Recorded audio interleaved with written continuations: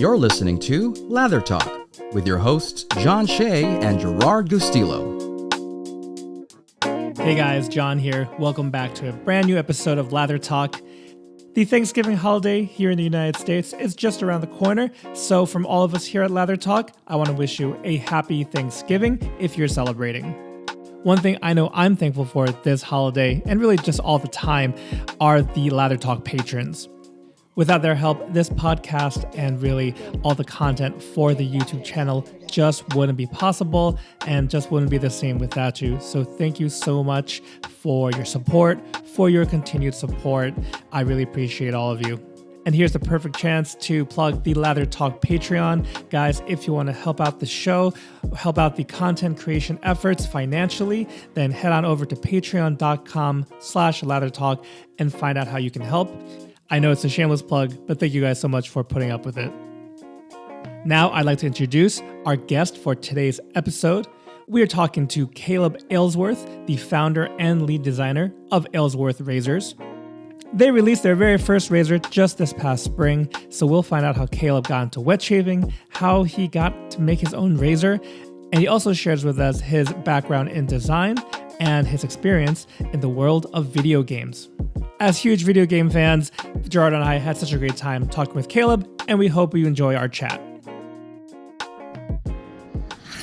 Guys, I'd like to welcome our guest for today's episode of Lather Talk. Before we get much further, Kaleb is the founder and lead designer of Aylsworth Razors. He's out of Toronto, Canada currently, and we're very honored to have him on the show. Kaleb, welcome to Lather Talk. Awesome. Yeah, thank you guys. Really happy to be here. Big fan of the show. Yes, and I will apologize to Kaleb in that I think we were supposed to schedule this earlier, but he is so good and sending gentle reminders to me. Thanks for bearing with my disorganization, but so happy though that we can connect and just chat today. I know later on we'll talk about some exciting things. There's a drop happening within this week. We'll get to that. But before we touch upon what's coming out, we should start at the beginning of your story. I am sometimes hesitant to ask this because it kind of revolves around the same kind of like two or three paths. But how did you get started into wet shaving? Can you share us with that story? Yeah, sure. Yeah, I think most people, it's like you said, it's a couple of different paths, right? I think mine was pretty straightforward, so I can keep it kind of short. I had been started to become kind of disillusioned with the disposable razors and whatnot. I'd seen some things popping up here and there about sustainable shaving, and I just found myself in our kind of drugstore. What is yours? CVS? It's one of them. CVS, Walgreens. Yeah, there's Walgreens. Okay, yeah. So our version of that, it's called Shoppers Drug Mart here in Canada, and there's just rack off the shelf, a few things available, and I saw this Wilkinson sword. Actually, I might have it right here. Ooh, is it? Oh yeah, right here. So I saw this Wilkinson sword butterfly razor. Right, it's just the one that kind of twists open like that, and so I was like, hey, that thing looks pretty cool. It's like got this vintage barber pole pattern, whatever. And so I figured I'd try to pick one of those up and grab myself some blades. And then I realized I didn't have everything that I need for it. So then I went back out and I was kind of looking around, went on Amazon, picked up myself a tub of Paraiso, got one of those Omega kind of bore brushes off the shelf, cost me like $10 or whatever. And I just got started with that. And for the first few months, I was just shaving with this tub of Paraiso and the Wilkinson sword and the blades that came with it and this bore brush. And then, I don't know, somehow, I guess because of my Amazon shopping that I did, the algorithms pick up and they start showing you things. Oh, yes. And then I'd be on Instagram, and then I'd start to see things on Instagram. And then you start clicking on that, and then the algorithm really takes over. And so then I started to see all of these like shave of the day photos, and I didn't even know this rabbit hole existed. And then I started to go down this rabbit hole. Little did you know. Yeah, and as you guys well know, the people who take these shots, they're they're very creative, with the setups and the lighting and the razors themselves, the brushes. They're all these works of art. They're beautiful. The craftsmanship in and of themselves. All these beautiful straight razors, the artwork on the tubs of soap, and I'm just like, what is all this? And so I started looking into it some more. Then I got myself my first order of artisan soaps, and then went down that rabbit hole, and that was pretty much it. And for Mhm. a long time I didn't buy a lot of different, like a lot of gear, but then once I popped that cherry and just like got my first order of soap, then I started thinking about trying to buy some higher end razors too. I didn't even know what CNC was, and then I was like, CNC, what's that? And then I started digging into that, and there you go. um, the curiosity takes over, and then you just a year later you find yourself owning like 100 soaps and you Oh know yes. a bunch of razors and brushes. And uh, do you remember what year that like when you first picked up that Wilkinson sword? How long ago was that? We're probably coming up on 2 years now. um, Okay. so it hasn't been that long. Yeah. Yeah. I Yeah, not even 2 years. Wow. For some reason, I was expecting, yeah, like maybe you were a couple further in, but that's You might think so, considering that I've like designed a razor and it's already been maybe out there in the maybe in the that's why. market. You just Yeah. decided that Yeah. you're like, this Wilkinson sword is just not doing it for me. I guess I should go the harder route and just design my own razor from scratch. Yes. It's actually funny that you say that. I've heard a few people's stories like that. I talked with Steve from Alpha Shaving, Yeah. and that's how he got into it, because he just couldn't find the brush he wanted, and then he started looking into like designing his own brush handle, and then it would have been way too expensive to make one. So then Yeah. he asked a few friends around. He's like, if I made this, would you? Because he's like, okay, what if I do? What if I do five? Okay, what if I do 10? How does that bring the price down? And so then he ordered a bunch and sold them to his friends, and that's how Alpha started. So Amazing. some people have gone down that route, but that wasn't the path that I took to designing a razor. Well, well, that's a good segue though. Good follow up question is how did that nugget of an idea? How did you decide to design your own razor and start Aylsworth Razors? Yeah, that's a very good question. It was my fascination with the craftsmanship of the razors themselves. I don't know how many I owned at that time, of like the higher end kind of CNC bespoke 3-piece razors. I maybe had a couple, but not too many. I think I might have had a carve Christopher Bradley. Um, I can't even think back now to and remember what my first couple were, but I was really fascinated with the craftsmanship, and so I'd be going down this rabbit hole on Instagram, looking at all of these shave of the day photos, and like, I'd never heard of so many of these different makers like Timeless or Blackland, and Mm, I'd open up their pages, and then I'd look into their stories, and I'd look at all these like high resolution images. And me being a 3D designer, that's my background. I come from the video game industry. I've been working in video games for going on 20 years now. Classically trained artist out of college, and then got into 3D design. And so I like to create things, and I started off for fun, just trying to design something in 3D without really any intention of like actually making it or selling okay. it. Yeah. Just I just wanted to see if I could make a cool design in 3D. But then I started posting it on my Instagram, and it really, really quickly started to get a lot of attention. People would be like, "When is this going to be available? I love this design," and Yeah. Yeah.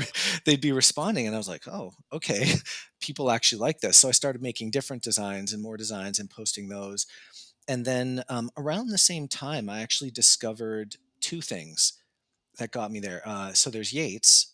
Um, they have a really cool Instagram page where, because they're machinists first and then like razor makers second, um, they post a lot of like basically mach- CNC machine porn. Like they just take all these images and videos of Yeah. um, close-ups of their machines, like milling and like turning on the lathe and cutting out of solid steel. And I'd never seen this before, so I saw that and I was like, wow, that is so cool. It's like Michelangelo chiseling out of solid marble, and except instead it's an AI intelligence chiseling out of solid steel. Hmm. And so that got me really excited to go down that rabbit hole. So I bought some books on CNC and machining and started learning about that and what was involved with that. And then at the same time, I actually stumbled on to Chris from Carve, Hmm. his kind of story about how he got into it too. And his story was like he wanted to design a brush for fun, and he was already a machinist, and so he just wanted to turn this brush. And then he had a friend who was in wet shaving, and basically they started talking and had this idea to make his own razor. And a very similar thing happened where people just really quickly, he was like blogging about it, and Hmm. people really quickly grabbed onto that and then were interested in it. And so it evolved from being a hobby, like a hobby thing, into like a thing for other people.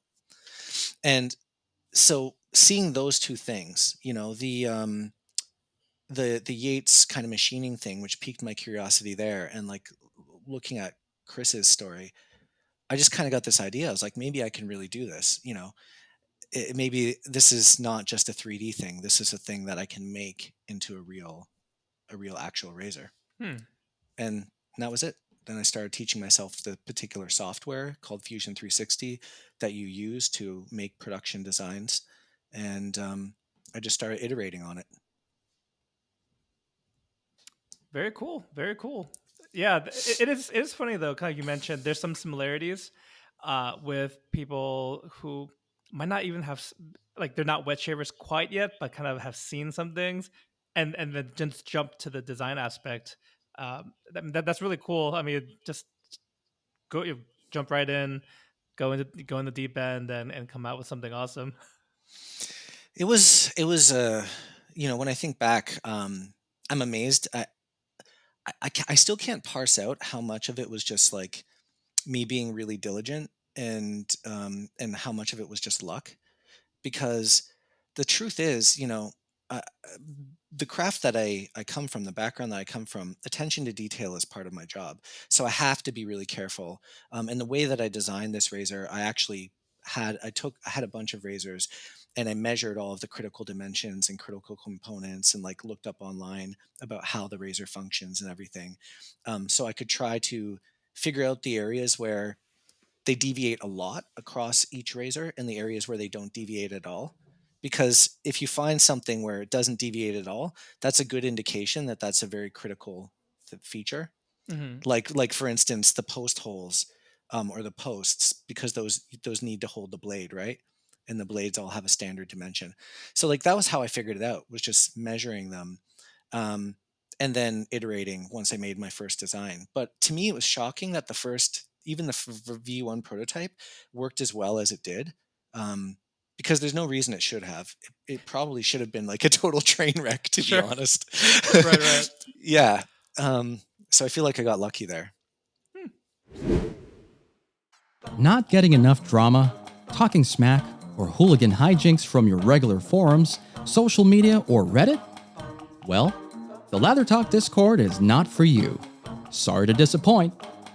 But if you're looking for a cool place to hang out with fellow traditional shaving degenerates, come on down to the Lather Talk Discord.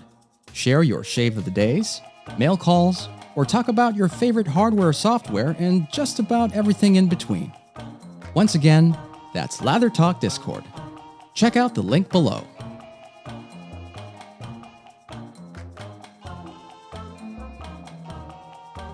Uh, do also want to mention to listeners that I do own the Drakkant, and I also lent it to Gerard over there to try it so that we could be informed when talking to Kaleb today. And from my experience, and this is the original Drakkant, I'll just mention Kaleb has since released the Plus plate, which has what bigger blade gap, more blade feel, Positive but blade exposure.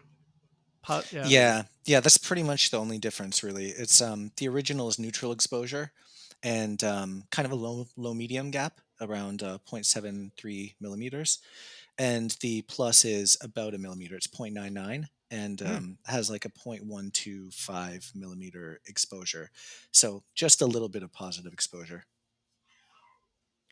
That's one. on my list to try, but I do greatly enjoy the Drakkant. It's in conversations with Kaleb, kind of as this was coming out, and the way he described it to me, to low blade feel, but it's got like moderate efficiency. That's kind of my sweet spot. And he was right. Like that's that's how he built it to me. I tried it, and it's good. It's a great. I think it could be a great everyday shaver. Love the weight of it. Love the design. I know this for some. This is an audio only medium, but we'll Mm, put up some pictures of the Drakkant. And we actually do have a good amount of listener questions that mm, deal more with design inspiration and whatnot that we'll get to in just a little bit. But I also did want to hear from Gerard because we didn't talk about it too much, but mm, just No. his experience with the razor. Yeah, no, my experience was really good with it. I think I used it like for a week and a half or so, and I said, like, you had mentioned Yates, and like I just said, this is like in that like kind of like same vein of like forgot the model. It's like their first model. America or winning? No, the original, like 1991? yeah, 921. It's like the Mm, 921M, like the Rockwell 6S, and Oh like yeah. kind of in that like because it's the regular fit. You had the regular finish, right, John? It's Oh the because there's two finishes, aren't there? Is there a satin yes. finish? There's a satin you finish. have it's a satin and machine, and I think you had the it should be machine. the satin one. Oh, maybe it I was thought the satin. satin one. It was satin one. Okay, but Yeah. it's just like um with those kinds of finishes, like for people that may understand this or not, like, right, like when you have like a polished razor, there's like a certain feel with it, and for me, like with like that satin or whether like a bead blasted finish or something like that, like it just kind of has like this like different feel on the face for Mm, me, and like different like audible like element to it, like when I'm shaving with it. Mm. Very smooth, very just like maybe it was like triggering like the ASMR in me, like things mm, like that, where I'm just like, I feel like the auditory feedback is like really pleasurable because I can just like hear, the shape going well, and mm, stuff like that. So yeah, if that's something, that if you're wondering, like kind of just like where in the vein of compared to other razors and stuff like that, it's like within that wheelhouse, and just, yeah, very easy to use. It did not feel like overly aggressive or harsh at all. um yeah, just very, very comfortable to use as well. So mm. That's an interesting note, actually, on the audible feedback. As you guys might imagine, at this point, I've had heard a lot of different notes of feedback from a lot of different people, but that's actually one of the first times I've heard that one, which is interesting to me. Um, certain razors get a reputation for having strong audible feedback, hmm and generally that has to do with more blade exposure because you get a little bit of the blade flex, and that can create some of that audible feedback. Since this one has neutral exposure and very extensive clamping, you rarely get, or I don't think you get any flex whatsoever on the blade. But especially across the grain or against the grain, I've noticed it really has that mowing it down feeling yeah, Mm. because it's so well clamped. And so I think maybe that might be the source of the audible feedback too. it's not a bad It's thing at all. It's yeah. just something like I notice with non-polished razors and things Mm, like that. I think the Mm. only one that I can recall that is quote unquote polished is actually from Phoenix. Um, they have a nickel plated razor, and mm. it's so loud. I forgot the name of it, Is but it the double open comb? no, That one? Not it's on that it's one. it's just this close safety bar. I'll remember it. Okay. I'll remember it like by the end of this. But you just it's just like one of those things that you just hear, just like, oh, this feels good, and then, or, oh, this is louder than I thought it would be, or this, it's like, it's just weird. I think, like I used to play music like back in the day, so like just Mm, like those little things that like I'll hear stuff, and my wife thinks it's weird. I would say stuff like, oh, the light bulb is buzzing in the key of B flat, and she's like, that is very strange. And I'm just like, I What know, key does the Drakkant shave in? you know, like it's the C, harmony, it's the heart, it's like the weird, right? It's like what C sharp. if I hit it with a tuning fork? I'm like, what should it be?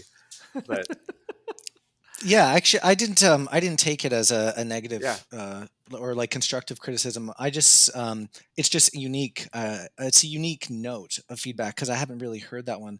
But I mean, I enjoy it too, right? I enjoy hearing the hairs pop. I hmm enjoy hearing the razor working. It it gives you, like you said, that ASMR, right? There's yeah, something soothing about it. Yeah. Um, yeah. Like you said, you've heard a bunch of feedback. I think a lot of the wet shaving community has very good things to say. And I did want to segue into some listener questions because I think it does. A lot of questions did dive deep, want to dive deeper Hmm. regarding the Drakkant razor. So we'll flip over to there. And the first question I have for you comes from Rob from Chisel and Hound. And Hmm. this is a two-parter for you, Caleb. So, first part is: are there plans to bring other materials to the Drakkant line, brass Hmm. or copper, perhaps? And part two is: as a designer, what gets you excited? Of those things, what elements might we recognize in the Drakkant? That's actually a three-part question. Um, but Oh, yes, but multi-part, mm, My mistake. I, I appreciate Rob's questions though. Rob's an awesome dude. Um, yeah. So the first one, plans for other materials. Absolutely. I can answer that one easily. Other materials for the Drakkant. Yes. Um, Potentially other razors and other materials, other razor designs as well.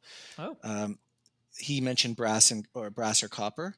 mm-hmm. Um, Brass is the next logical step.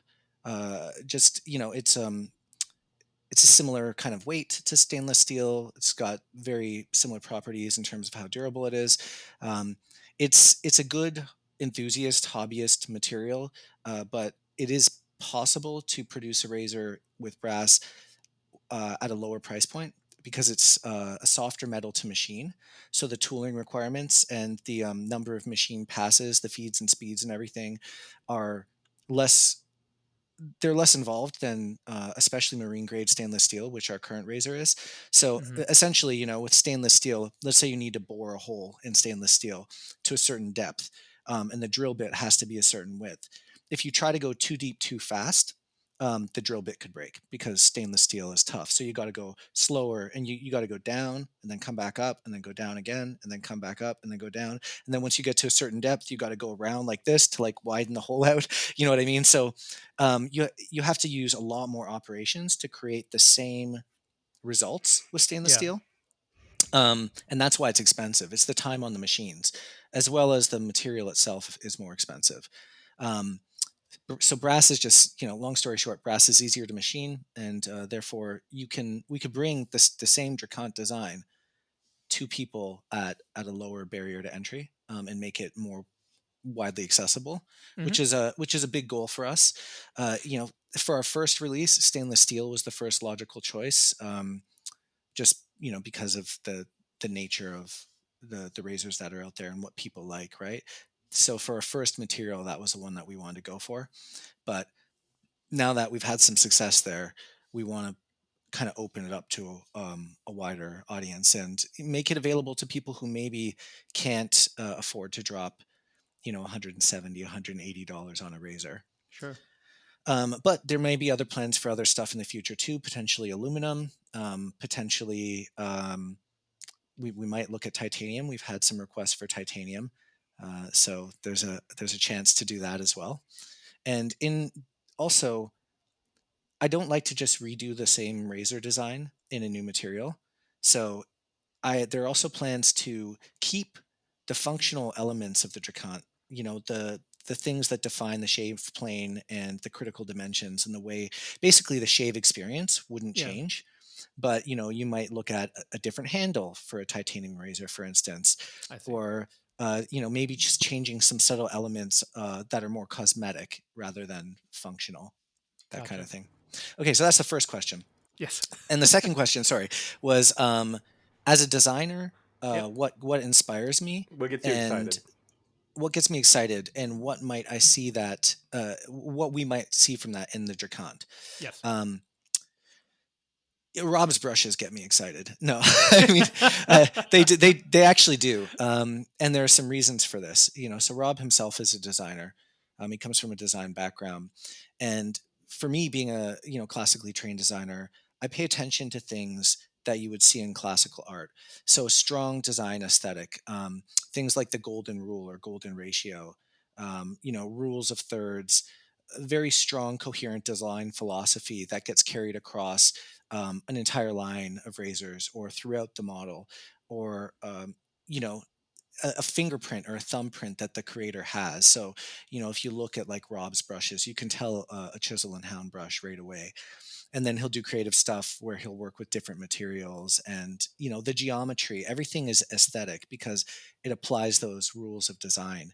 um, and so when I see something that just feels aesthetic because it applies design philosophy in an effective way, that gets me excited. Most lay people, they don't know why it's compelling to them, Hmm. but it is because usually the artist has made some conscious choices there. Rob's Pueblo colors, the blue and orange, Hmm. those are what are known as complementary colors, right? And those colors work together for a specific reason. Right. So in the Drakkant, because I'm a designer and those things inspire me, you will see that throughout the Drakkant. The everything from the helix handle pattern, to the spacing of those helixes, to the number of vertical flutes that go up the side, to the thickness of the pommel at the bottom, to the design of the top cap and the way that it has that kind of like T slit in it that looks almost like a helmet, like a Yeah. Viking helmet or something. Hmm. Yeah. Yeah. The helix handle pattern is based off of the leather wrap that you would see on a Viking axe, because Hmm. it has that kind of wrap and swirl. And Yeah. then if you look at like Thor's hammer or something, it's got the wrap and then it's got the little pommel at the bottom. Yep. That's Hmm. what the razor looks like, right? So I think that's about it. So the Aylsworth Mjolnir will be next on the list, is what you're saying, essentially, right? Is that Oh, I'm all up on that. the I You know what, I Stormbreaker? would I would love to do that. I would love to do that, if Marvel wouldn't sue me. Yeah, It's no, it should be what's the term, open domain or whatever, because it's Norse mythology. Is Mjolnir from Norse mythology? That's If why it is, then I could. Yeah. I Is mean, Thor's hammer Okay. really called Mjolnir in Norse mythology, or is that a Marvel Comics thing? you know what, that could be the Marvel thing because of the whole dual identity of the original Mm, character. But yeah, but like Thor, Odin, Loki, all that, like that's like free domain. But yeah, mm. something worth looking Um, into, Caleb. it's Something worth spelled a looking little bit into. differently, but yeah, it looks like it is. It is It's in. part of the It's part original of the. mythology. It's part of the mythology. Hey, there Yes. we go. Maybe I'll do a single edge razor called a Mjolnir. Yeah, there. Um, that's awesome. Actually, that's an interesting segue right there. The way that the Mm, Drakkant name came about. yeah. I don't know if that's one of the user questions, but No, go I ahead, think it um, please, is. please. it came about because, so the design actually came about. There's this guy, another awesome guy in the community, John Bonham, Cape Cod Wet Shaving, and he's one of the first people I met in wet shaving. And I was showing him some of my designs, and he's really into video games, and some of the games I've worked on, he happens to be a fan of. And we were talking about those, and he's like, "Yo, you should make a Skyrim theme razor." And I'm just like, "Really?" Yeah. And he's like, "Call it the Dragonborn." And I was like, "That's a really cool idea." Todd Howard would be So very pissed, but I mean, yeah, so then I did. I oh designed it. But then I was like, I can't call it the Dragonborn because, like, Right. yeah, Bethesda's gonna sue me. So then I initially called it the Dragon's Bane, and the original version that I released and showed to the public was called the Dragon's Bane. But Oh, then, okay. and for a long time, that's what it was called. But then, as we started getting ready, like closer to it being a real thing that was being released, I was like, okay, I have to come up with an actual real product name for this. And so then I went back to it and I started looking up different things. And I had all of these cool names, and then I was translating them into Swedish or Norwegian just because that had that whole Viking theme. Yeah. So I was looking at things like, Steel Rider and then translating that into, and then I came up with Dragon Edge, and I typed Dragon Edge into Google Translate, and in Swedish, it's Drakkant. So that's the name Drakkant means Dragon Edge. All right. Thank you, Cape Cod. Yeah. John's great. Okay, that's awesome. Well, now all of the video game references are gonna just be popping in my head. I did a Dead Space theme design too. Oh, did you? Yeah, I actually worked on Dead Space, so I felt like I had to. Unfortunately, I did not play that one, but obviously I'm aware of it. But it has a very strong visual design language in it. Okay. What we call shape language. So it would be recognizable in the Razor. Yeah. Well, there's definitely a lot of I think both Gerard and I also big fans of video games and other geeky things. Very on board with your where you're drawing inspiration and sources from. So that's quite exciting. Not follow up question. Another question from our listeners. This is from Cowzilla3. He asks, "What was the one thing that surprised you, good or bad, when making the Razor?" When making the Razor, designing.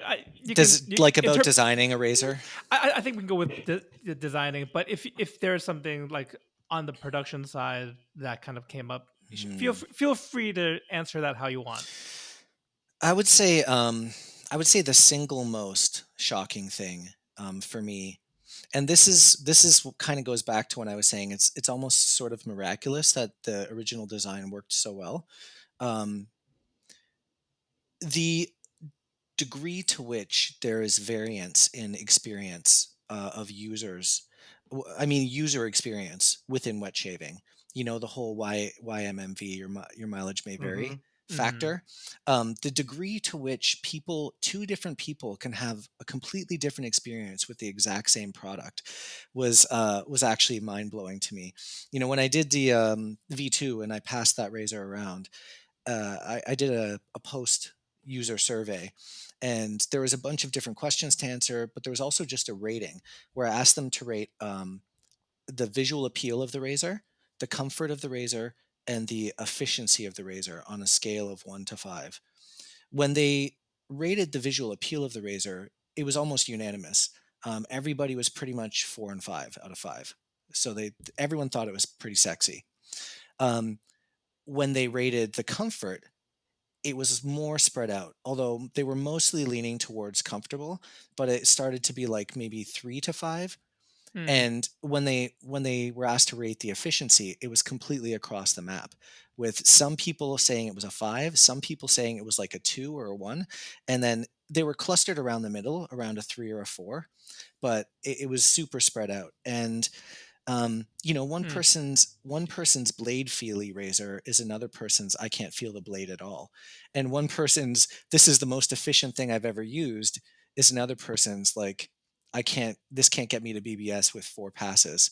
It's just different experience. And so that I would say is the first. And then I do want to give a second answer to that too, because there's one other thing that sort of surprised me, which is when you look at a razor, it seems like such a simple thing. I mean, this thing was designed over 100 years ago, the first DE razor, right? The first 3-piece. And it's 3 chunks of metal, a handle, and then 2 pieces that fit together, right? And it seems like such a simple thing. But the more you dive into it, the more you realize like how much of a precision instrument it is and how important the details are, and like that you have to like nail those down to 2/100ths of a millimeter for it to give a good shave. Like a 1/10 of a millimeter more or less exposure will completely change the experience. And And there are all these interconnected factors that all push and pull on each other. And so if you change one thing, it changes something else, which changes something else. And then you have to account for all of those things, you know? Mm-hmm. So it's just, I guess that's a long way of saying designing a functional thing that people use in the real world, especially one they use to cut hair off their face with an extremely sharp blade, is a lot harder than it sounds. That's, yeah. I would also kind of like to jump on top of that answer is the blade itself is also gonna. I found that like different blades will behave completely differently in the same razor. Yes. So a lot of that Yep. variance will influence like someone's answer on how comfortable it is or how efficient it is or what have you. Skin type. How's their skin? You know, is it Yeah. sensitive? Is it less sensitive? How frequently they shave? How thick their hair growth is? The direction of their hair growth? Their experience level? Like all of these things, right?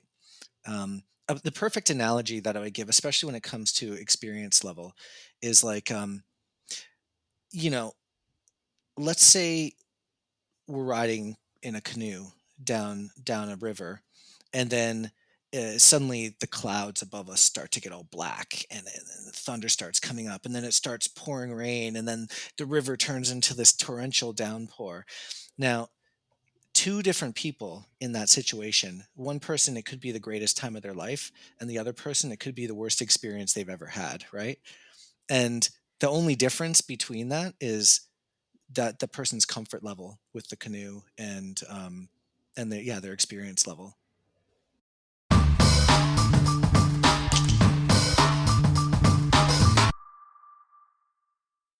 I was just asking about quickly about the video game background. Yeah, so I mean, like I said, I studied art in college, Hmm. traditional art, drawing and painting and stuff. But as you well know, it's hard to. Well, maybe you don't know. It's very hard to get a job that pays you any kind of way as a traditional artist. Yeah. And and you know, so I like after that, I was struggling for a little bit, and then I met some friends of mine who graduated, and they had started taking this postgraduate class in video game design.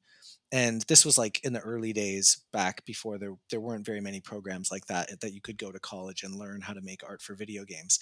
And so I stopped by their classroom and I saw the stuff they were doing, and that was it. I was just like, You're like, this is for let's me do because it. Let's go. yeah, yeah, I just loved it. It was so cool. And you know, and I have a little bit of a technical leaning mind anyway. Like there are two kinds of artists. There are really creative artists who are just like pure creativity spewing out onto a canvas, and then there are really analytical people. You know, I would say like some of the Renaissance artists, Da Vinci would have been like that, where he's dissecting the bodies and looking at the muscles and everything, trying to figure out like atmospherics and way light works. It's a more scientific approach to art. I'm that kind of person, and so that lends itself really well to 3D design and video games, right? Because it's a bit more technically leaning of a background. Hmm. And then after that, yeah, you try to get in, you apply to jobs, you get your first job, and once you get your first job, you gain experience, and it's like anything else, you know. Um, and then you just go to the games that you want to work on, or the companies that you want to work for. So you mentioned Dead Space. What other franchises would we be familiar with that you've worked with? Oh boy, Oh gosh. um, Okay, top three. Tomb Raider. The most I recent worked. one. Not the most recent one, but that was my former company that made the most recent one. Okay, But I worked on Rise of the Tomb Raider, which got I it. believe really released back in, I want to say 2014, Yeah, something like that. yeah. Yeah, something like that.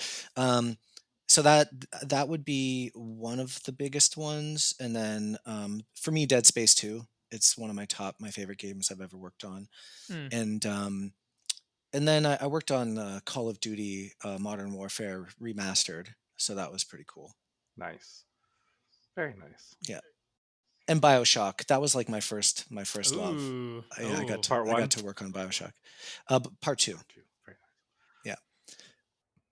That has a great design aesthetic, though. I mean, even though I never played Dead Space, I mean, it's like sci-fi nice. horror Yeah. would be a good way to describe it, right? Like great like atmosphere and stuff. That's It's great games that you've worked on. It's been enjoyable. Yeah, it's been a journey. So now you know what it is. Like when there's an opportunity in any video game that you work on in the future where maybe they're shaving in space, you make the razor the Drakkant. And just make it a little Easter egg. No one will talk about you. Just be like, hey, we have to make it this look and feel. Yeah, well, I hadn't considered that, but I think I'm going to start. I'm going to start trying to Easter egg wet shaving into the video games that I work. Just if I'm designing somebody's room, I'll just like put like a shave den over in the corner. Space badger. Yeah, it would have to be synthetic. Unfortunately, it probably would be. Yeah. Looking at another question, Shave on Gents asks, when can we expect to see your brush? Yeah, Carlos, good dude also. Very soon. So I can talk about it. I don't have a specific release date yet. Actually, for the just a moment, I'm going to go grab it for the people who are watching in video format. Yeah, sure. Yep, we'll wait for you. So this is the brush that Carlos is referring to. It's called the Altair brush, and right now it's got a badger, 2-band badger bulb in it, but it's when it releases, it's going to release with the G5C synthetic from AP Shaveco. This changed, so this is the prototype. This has changed. It doesn't have the aluminum anymore. It's just going to be a black with the Aylsworth logo engraved in it. But otherwise, it's pretty much like that. It's a 6063 architectural grade aluminum anodized black, and they're in production right now. So we expect to get them back probably by the end of the month, maybe early next month, and it could be any day after that. So, what's the diameter? Yeah. It's a 26 millimeter. Okay, interesting question here from AC Shaver. He asks, how did your partnership with Yates come about to make the Drakkant? Would it have been easier to find someone in Canada? I saw that one, and that is a really interesting one. It's kind of interesting to have a Canadian company, a Canadian maker, but have our razors made in the USA. Although it's not really that interesting if you really think about it, because like if you look at Alpha, for instance, right? Alpha Shaving Works. They're based out of Hong Kong, but they have manufacturing. Well, actually, I think their manufacturing is in China, in Shenzhen or whatever. But I could, for instance, conceivably work with a manufacturer out of Europe if I wanted to, and we've considered that for certain applications. There's a lot of really good manufacturing that comes from Europe as well. But the partnership with Yates, the reason it came about, the short answer is basically reliability, trustworthiness, quality. The Yates, they're a machine shop that come from an aerospace background, but they became a razor manufacturer, but they're still a machine shop, and they're a machine shop for hire, and they do work for a bunch of other stuff that's not shaving related, right? They take contracts for all kinds of machining. And so early on, when I was still designing this and I didn't know the first thing about like running a business or manufacturing or logistics or all of that kind of stuff, I was like, how am I going to get this made? And I did do my research, and I looked around at machine shops and manufacturing in Canada, and I weighed some options. But right from the beginning, I was already talking to Jake, and it was very, I wanted somebody who had experience and who I knew did good work in razors, and who would be reliable, and you know what I mean, and who understood how to make a razor. And there aren't a lot of machine shops for hire that know how to make a razor, right? Actually, Yates is the one that I know of, and that does really good work. Most of the other ones, they're not machine shops first and razor makers second. They're razor makers first, and they just happen to own their own manufacturing, right? And so those are not going to be the ones. I'm not going to reach out to like Razor Rock and ask them if they want to make my razor for me, right? I mean, that would be cool, but Yeah. I don't think they would want to, right? But like, right. And so it's actually a really fortuitous because Jake is very good. They're really good at what they do, and they specialize, and they're open to taking contracts with other razor makers, which is it's like a unicorn actually. um, and so that's the Yeah. first part of the question, but the second part is that Canadian manufacturing is not really set up for this type of work actually. So we have, like I said, in my early research stages, I reached out to must be like 25 or 30 different machine shops throughout Ontario, and another manufacturing sectors out in Alberta.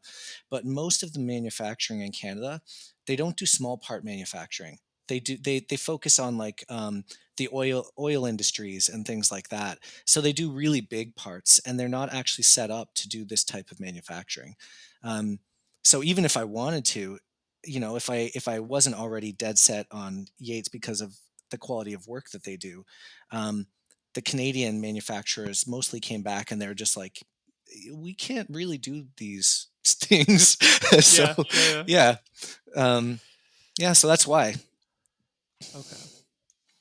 But Great. I want to say, like, I'm so glad that it worked out that way because Yates is freaking awesome. Like they do amazing work. You've seen the quality of the razor itself, right? And Hmm. I'm just so stoked on it, and they're just so great to work with and everything. So I couldn't be happier that it worked out that way. Definitely, like you said. I mean, just based on like past work, right? And that they already do contract out. Gerard mentioned the America razor and the Winning razor. The So 921, yeah.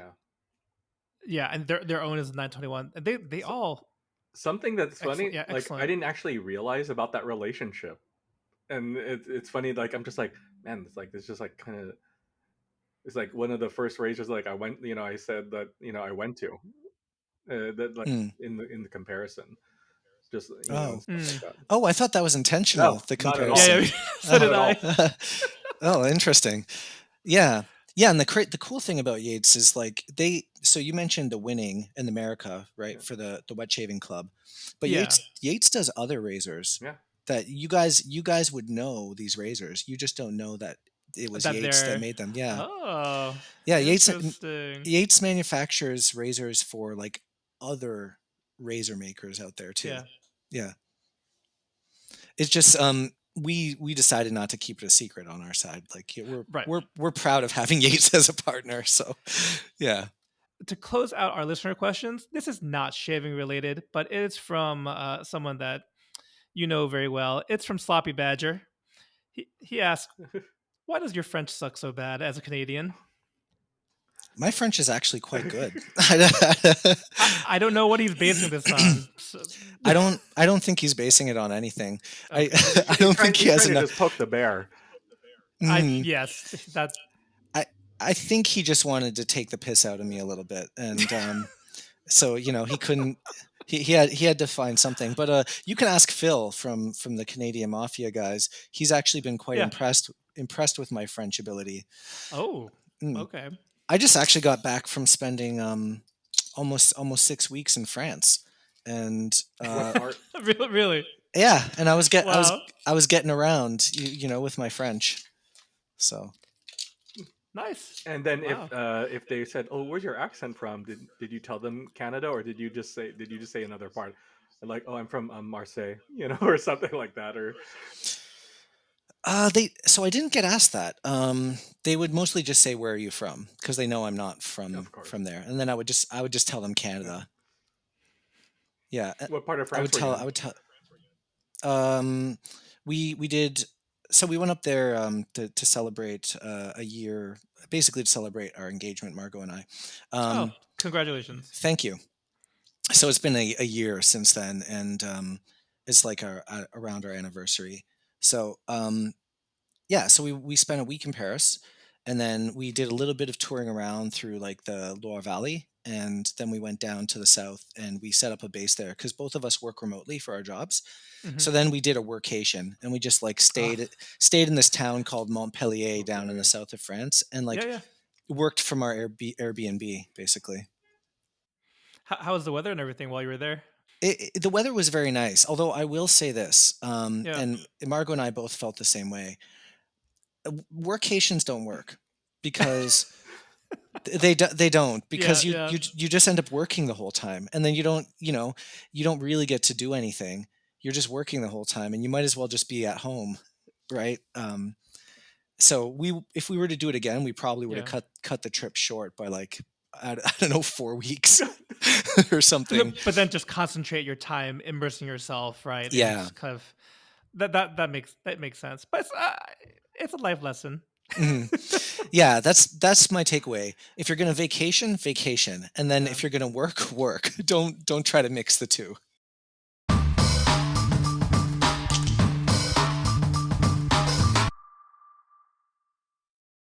Are there any plans for adding software to the mix, or is that just kind of muddying things for you? Yeah, I think that muddies things. As a designer, as a 3D designer, I wanna stick to hardware design, and there's enough to do with designing razors and different parts for razors, different handle designs, different materials, brushes. Maybe perhaps the only other thing I might look into is potentially 3D printed or like even CNC'd shave bowls. Come up with some cool lather bowls as well. I really like some of what's out there, but I don't know about 3D printing because I'd have to look into it more. I haven't really Yeah. dug too deeply into this, but like a Cayenne, right? I really like their resin bowls, but you need those beautiful resin pores in order to actually make that work. And Sure. so I wouldn't know where to begin with that. Maybe I could talk to somebody about pouring some resin blanks and then have those resin blanks CNC machined to create cool resin bowls or whatever. I don't know. But no, not. I don't really have any plans to do any soaps. It'd be cool to do a collaboration on Yeah. something, an Aylsworth collaboration with another one of my preferred soap or favorite soap makers that I happen to know. Um, Maybe one day I would like to potentially add some soaps to our catalog, but more just as a retailer, just as a distributor for like some friends, right? Um, let's talk about kind of things are coming up, because we alluded to on November 18th, you have a drop coming up. If you could share a little bit about that drop, but also feel free to share kind of like looking down, down the coming year, anything you'd like to kind of preview or, kind of tease out for us. This is your opportunity to do so.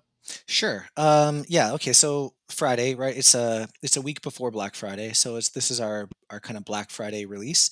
Um, it's just going to be a restock of the stuff that we're already familiar with. So that would be the Drakkant in original and plus plate in both finishes. But we're also adding two new products as well. We have at long last our inkwell stands in both finishes. Those are matching stands.